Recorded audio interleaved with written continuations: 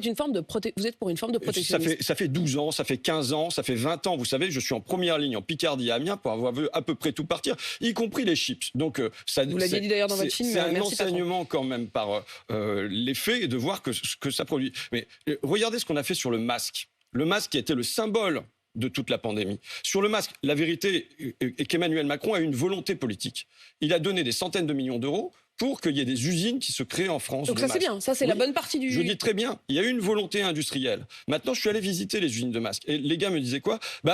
Aujourd'hui, on est là, on l'a fait tourner pour vous, mais d'habitude, la machine qui est toute neuve, avec que des produits, la barrette en fer était fabriquée en France, le tissu venait de France, tout venait de France. Mais il dit, voilà, on ne produit pas. Mais pourquoi vous ne produisez pas ? C'était quoi ? C'était un village Potem qui l'ont fait tourner pour vous ? Ils l'ont fait tourner pour la visite du député, mais ils ont fait la même chose pour la visite du ministre, pour la visite du préfet, parce que tout le monde était venu visiter. Et si vous veniez en surprise, vous trouveriez quoi ? Une usine à l'arrêt ? C'est ce qu'il me disait, ça serait une usine à l'arrêt, mais c'est ce que me disait le patron. Mais pourquoi ? Parce qu'il n'y a plus de demande. Mais pourquoi il n'y a plus de demande ? Parce que peut-être parce que le Covid est terminé quand même, non, ça c'était dans la crise Covid que j'ai visité ces usines-là. Là, elles ferment les unes après les autres. C'est pas lié à la crise Covid, c'est lié au fait que 99,9% de nos masques sont importés. Donc si jamais vous n'avez pas une politique industrielle en liaison avec une politique commerciale... Si nos masques sont beaucoup plus chers, vous-même, entre deux produits, vous n'allez pas forcément acheter le produit plus cher uniquement pour faire plaisir aux ouvriers du coin. C'est pour ça qu'il ne faut pas laisser ce choix-là entre les mains du consommateur. Ce n'est pas au consommateur de choisir. Ce n'est pas le consommateur avec son caddie qui choisit.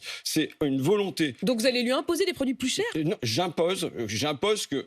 En effet, il y ait des normes commerciales qui fassent qu'on ne mette pas, si on veut une industrie du masque en France, qu'on ne mette pas ça en concurrence avec un masque qui est produit par des ouvriers qui sont sous-payés à l'autre bout du monde. Donc on interdit l'importation de masques étrangers. On limite. Ça s'appelle des quotas d'importation. Vous savez, les outils dont je parle, ce sont des outils qui ont existé pendant des décennies et des décennies, et sans que ça crée l'Union soviétique. Vous voyez, au contraire, ça a permis d'avoir un régime industriel régulé.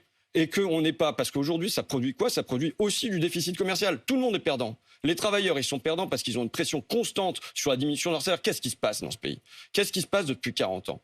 On demande aux ouvriers de chez moi, de Dunlop, on leur dit, regarde, le pneumatique qui est produit à l'Est, il est beaucoup moins cher. On leur demande de regarder à l'Est et vers le bas. Pendant que le patron de Total, lui, il regarde à l'Ouest, il regarde le patron d'Exxon aux USA et vers le haut. Et ça crée une dissension comme ça. Eh bien, il faut qu'on en finisse, il faut qu'on euphémise, qu'on protège, qu'on entoure notre industrie. Finalement, vous